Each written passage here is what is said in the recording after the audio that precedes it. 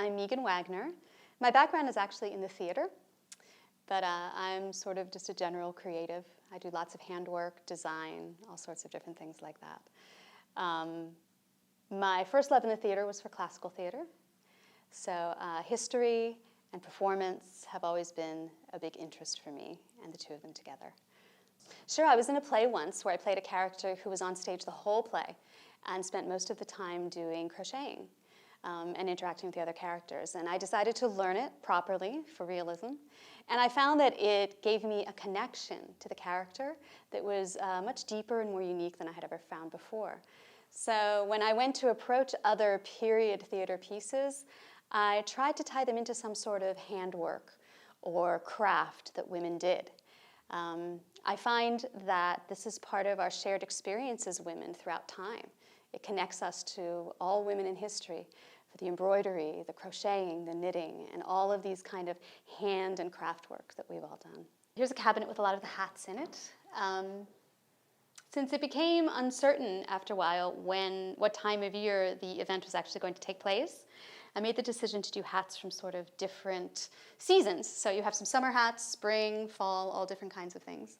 Most of the ideas from these came from advertisements from the time period for hats from different stores. This hat right here is pretty much a replica of a hat that an older society matron in New York was wearing in a photograph of women's suffrage.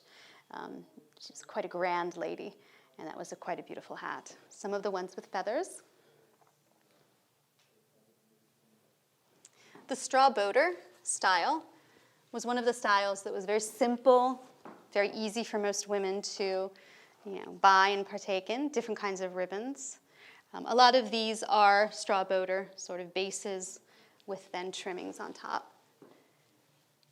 And then one of these is a sort of precursor to what was going to eventually then be the cloche hat in the 1920s. So it still has a brim. It still sits a little high on the head. Eventually that will be much more streamlined by the end of the 20s. And there is the Alice Paul flag, which this is the suffragette flag, the gold, white, and purple. And Alice Paul and her group had one with 36 stars on it, each star representing another state that ratified the amendment. So every time a state ratified, they sewed another star on. There's a series of photographs of Alice and her ladies sewing on the very last 36th star, which represents Tennessee. This flag was unfurled outside of the headquarters in D.C. There's wonderful pictures of everybody applauding. And this was actually, I think the original flag was actually probably 2 or 3 times as big as this. It was a very big flag. It went from the top of their balcony and almost went to the ground.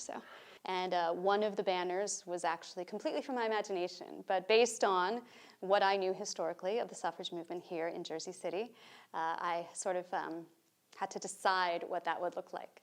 What I wanted to really do was make that connection between the actual women and the projects.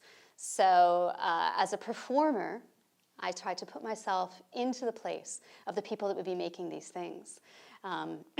And then a number of the banners that we did were marching banners to be carried in the demonstrations, mostly made out of muslin. I painted some of them. Some were done with felt lettering, but they were made to hold. This is the Jersey City Equal Suffrage League. This was the name of Jersey City's women's suffrage group.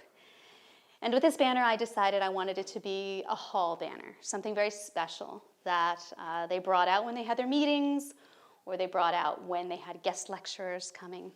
So it's made of much finer material, more ornate, lots of trimming. I definitely brought in a lot of my kind of character and performance into some of the making of these things, and I think that helped make a real connection to what they were like.